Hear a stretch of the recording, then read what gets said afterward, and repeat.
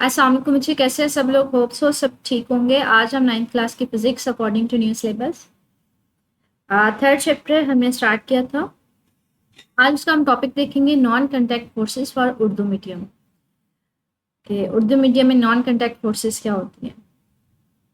हमने ये बात की थी, नॉन का मतलब होता है ना होना। ठीक है, कंटैक्ट फोर्सेस के ऐसी फोर्सेस जिनमें कंटैक्ट ना हो, मतलब जिसमें चीजें एक दूसरे को टच ना करें। जैसे हमने इससे पहले जो देखी थी वो कंटैक्ट फोर्सेस थी जो दो साम एक दूसरे के साथ इन कंटेक्ट होते हैं, एक दूसरे को टच कर रहे होते हैं। उसकी हमने टाइप्स देखी, कितनी उसकी एग्जाम है और कितनी किस्म के हमारे पास डिफरेंट कंटेक्ट फोर्सेज हैं। आज हम देखेंगे नॉन कंटेक्ट फोर्सेज क्या होती हैं, तो कौन कौन सी ऐसी फोर्सेज हैं जो नॉन कंटेक्ट है। तो नॉन कंटेक्ट मैंने आपसे यही बात की है कि ऐसी फोर्सेज जो एक दूसरे को टच नहीं करती हैं। तो यहाँ पे ये कह रहा है दो इजसाम के दरमियान एक गैर तसल्ली फोर्स, इस फोर्स को कहते हैं कि नॉन कंटेक्ट फोर्स इस फोर्स को कहते हैं जो इन दो इजसाम को आपस में छुए बगैर अमल करे। ये दो जिस्मों के दरमियान ऐसी फोर्स, वो इजसाम जो एक दूसरे को टच नहीं कर रहे होते, छू नहीं रहे होते, उनके दरमियान जो फोर्स होती है उसको नॉन कंटेक्ट फोर्स कहते हैं।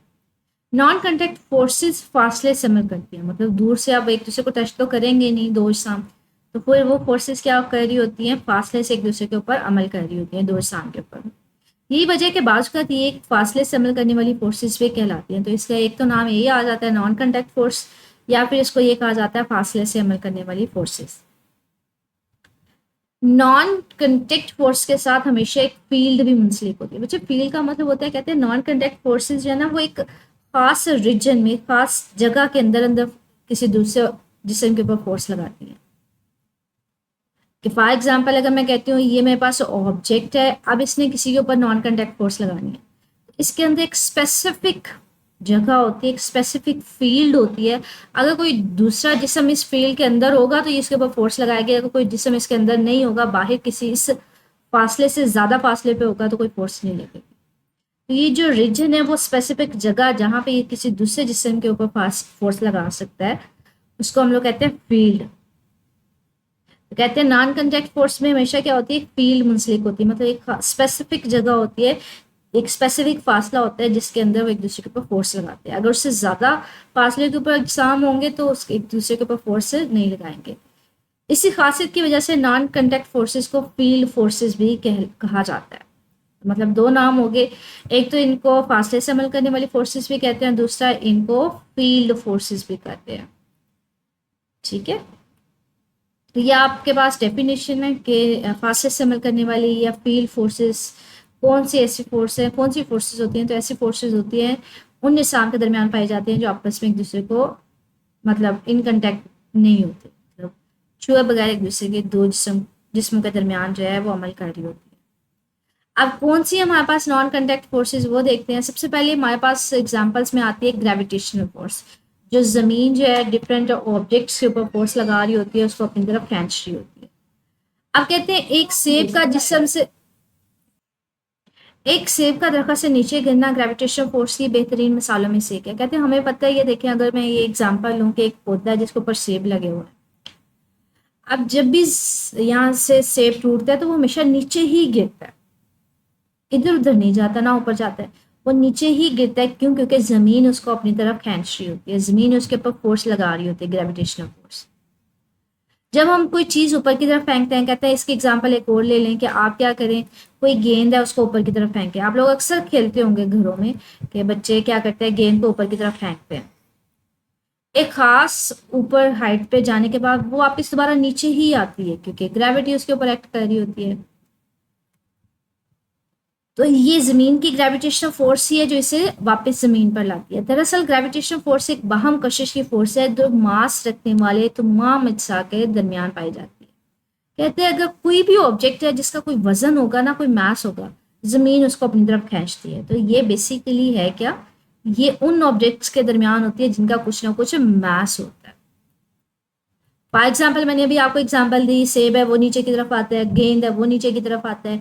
इसी तरह से हमारे पास सूरज और चांद के दरमियान भी ग्रेविटेशनल फोर्स होती है, क्योंकि सूरज का भी कोई ना कोई मास होता है और चांद का भी, जमीन और सूरज के दरमियान में भी होती है।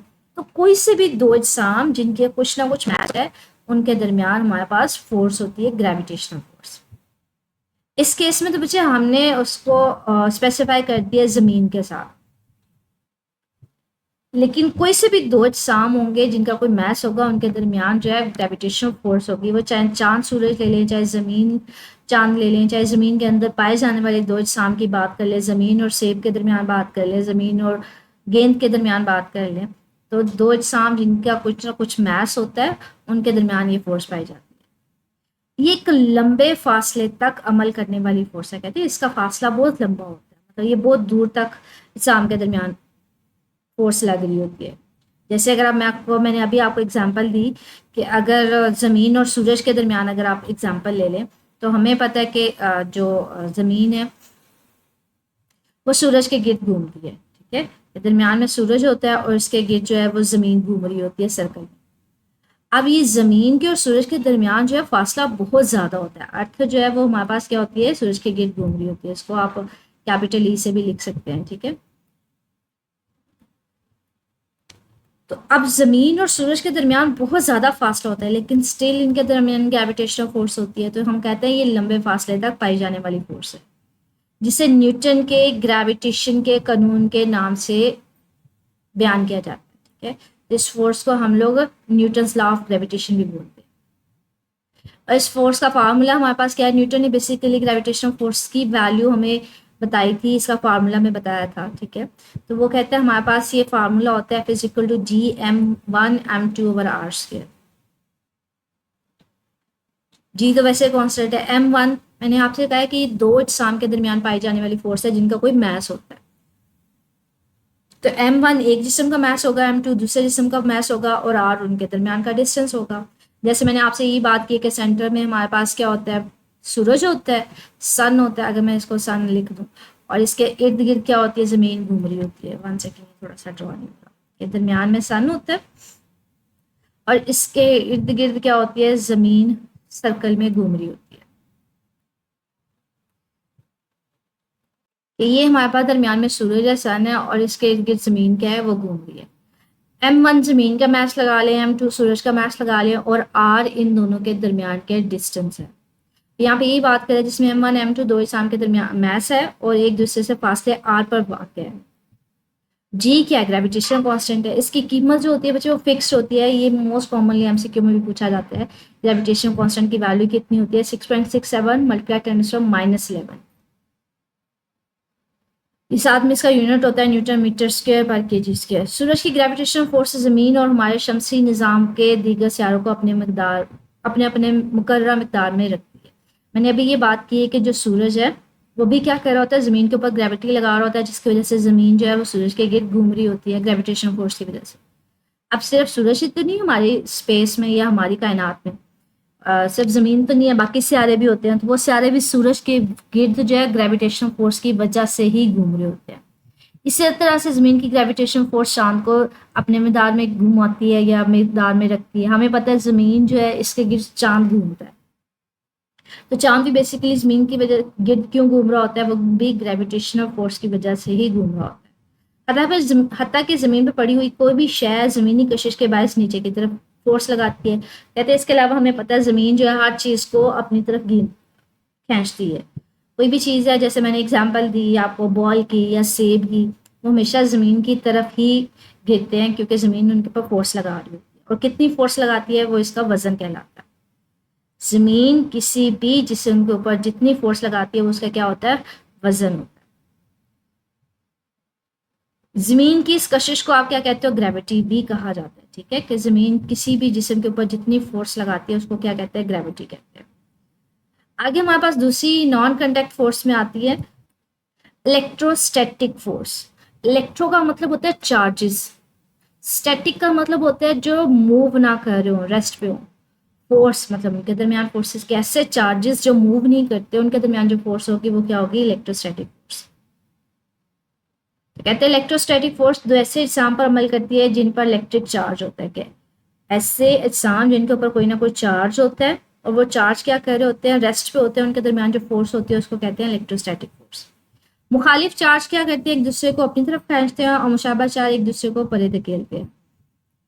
जैसे ही देखिए, अगर मेरे पास दो ऑब्जेक्ट्स हैं, एक के ऊपर प्लस चार्ज है, एक के ऊपर माइनस चार्ज है, तो ये मुखालिफ चार्ज है ना, मतलब मुख्तलिफ चार्ज हैं, तो ये क्या करेंगे, एक दूसरे को अपनी तरफ खींचेंगे। ये दोनों के ऊपर फोर्स लग रही है, ट्रैक्शन फोर्स लग रही होती है, एक दूसरे को अपनी तरफ खींच रहे होते हैं। लेकिन अगर आप ऐसे दो ऑब्जेक्ट्स ले लें जिनके ऊपर एक जैसा चार्ज हो, मतलब दोनों के ऊपर प्लस चार्ज है, तो वो क्या करते हैं, एक दूसरे को धकेलते हैं, एक दूसरे को पीछे धकेल रहे होते हैं, मतलब एक दूसरे से दूर जा रहे होते हैं। तो ये मुखालिफ और मुशाबा चार्ज में होता है। इसके अलावा कहते हैं ग्रेविटेशन फोर्स की तरह इलेक्ट्रोस्टैटिक फोर्स भी लंबे फासले से अमल कर सकती है। ठीक है, इसका ये भी काफी दूर तक ऑब्जेक्ट्स के ऊपर फोर्स लग सकती है। आगे हमारे पास आती है मैग्नेटिक। ये फोर्स है जो किसी मैग्नेट दूसरे मैग्नेट पर और मैग्नेटिक मटेरियल मतलब लोहा, निकल और कोबाल्ट पर लगाता है। आप लोगों ने देखा होगा अक्सर जो बच्चे हैं वो मैग्नेट्स के साथ खेल रहे होते हैं। कहते हैं ये मैग्नेट किसी दूसरे मैग्नेट के ऊपर या किसी लोहे की चीजों के ऊपर फोर्स लगाती है ना, उसको आप क्या कहते हैं, मैग्नेटिक फोर्स। आपने बगैर छुए भी लोहे की पिनों को किसी मैग्नेट की मौजूदगी में इसकी तरफ खींचते देखा होगा। आप लोगों ने देखा होगा अक्सर बच्चे क्या होते हैं, उन्होंने छोटा सा एक मैग्नेट लिया होता है, मकनातीस लिया होता है, और यहाँ पे अगर कोई लोहे की छोटी छोटी पिन्स हो ना, उसको दूर से खींचने की ट्राई कर रहे होते हैं। कहते हैं अगर इस तरह से पिन्स होंगी लोहे वगैरह की, मैग्नेट आप उसके पास भी लेके आओगे, वो सारी की सारी उसकी तरफ खींच जाएंगे। ये बच्चे खेल रहे होते हैं, उन्होंने छोटा सा मकनातीस पड़ा होता है, वो डिफरेंट चीज़ों के साथ लगा के लोहे की चीज़ों के साथ देख रहे होते हैं कि कोई फोर्स लग रही है या नहीं। दो मैग्नेट्स के पोल्स के दरमियान फोर्स की कशिश भी हो सकती है और दफा की भी। और आपने कभी तजर्बा किया होगा, जो बच्चे मैग्नेट लेके मकनातीस लेके घूम रहे होते हैं, जब वो उसको डिफरेंट लोहे की चीज़ों के पास लेके जा रहे होते हैं, कभी तो उनको ऐसा लग रहा होता है कि वो उसकी तरफ खींचा चला जा रहा है, मतलब दोनों के दरमियान फोर्स ऑफ अट्रैक्शन है। कभी कभी ऐसा लग रहा होता है कि वो मैग्नेट के ऊपर रिपल्सिव फोर्स है, मतलब दफा की फोर्स है, ऐसे लग रहा होता है वो पीछे की तरफ हट रहा है।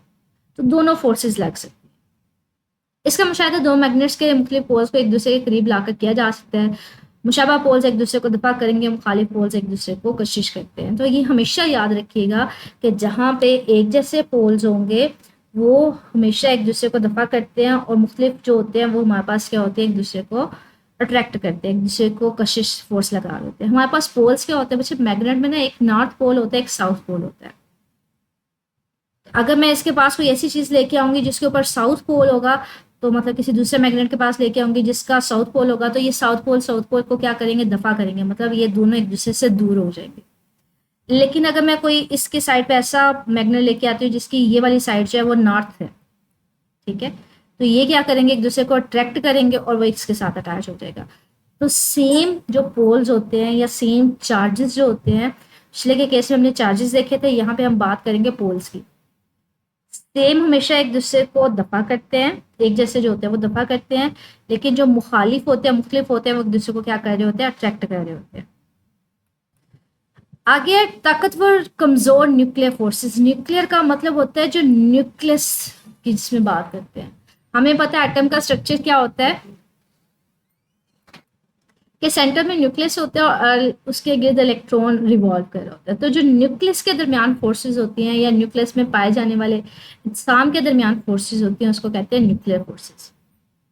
कहते हैं न्यूक्लियर फोर्सेस कमजोर भी होती है, ताकतवर भी होती हैं। ये भी एटम के अंदर छोटे ज़रात के मबैन एक दूसरे को बगैर छुए अमल करने वाली फोर्सेस है। कहते हैं न्यूक्लियस के अंदर जो सारे ज़रात होते हैं ना, जिसमें आपने कभी शायद वर्ड सुना हो प्रोटॉन्स, न्यूट्रॉन्स वगैरह का, तो उन जो छोटे छोटे जरों के दरमियान फोर्सेस होते हैं जो न्यूक्लियस के अंदर पाए जाते हैं, उनको कहते हैं स्ट्रॉन्ग और न्यूक्लियर फोर्सेस। वो दोनों तरह के हो सकते हैं। कहते हैं कि हर अगली क्लासों में आप पढ़ोगे।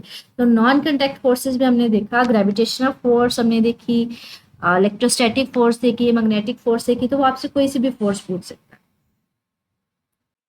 अच्छा, इस टॉपिक से रिलेटेड एक्सरसाइज में ऐसा क्वेश्चन नहीं है, लेकिन ये लॉन्ग क्वेश्चन हो सकता है कि नॉन कंडक्ट फोर्सेस कौन सी होती हैं, और कोई से दो एग्जांपल्स के जरिए या तीन एग्जाम उसके बता दें। या फिर ये शॉर्ट क्वेश्चन भी बन सकता है, ग्रेविटेशन फोर्स कौन सी है, या फिर नॉन हमारे पास इलेक्ट्रोस्टैटिक फोर्स कौन सी है। तो ये आप कंप्लीट टॉपिक ही तैयार करेंगे, क्योंकि ये लॉन्ग और शॉर्ट दोनों लिहाज से चैप्टर के अंदर से पूछा जा सकता है। एक्सरसाइज में इससे रिलेटेड ऐसा क्वेश्चन नहीं है, ठीक है। ये कंप्लीट टॉपिक आपने तैयार करना है। वो कोई एक पॉइंट, कोई एक एग्जांपल, कोई एक नॉन कंटैक्ट फोर्स पूछ सकता है आपसे शॉर्ट क्वेश्चन में, या फिर ये कंप्लीट लॉन्ग क्वेश्चन पूछ सकता है कि नॉन कंटैक्ट फोर्सेज होती क्या है, उनको बताएं मिसालों की मदद से। तो आपने ये तीनों फोर्सेज लिखने होंगे। स्टिल कुछ पूछना हुआ कमेंट सेक्शन पूछ लीजिएगा। ओके।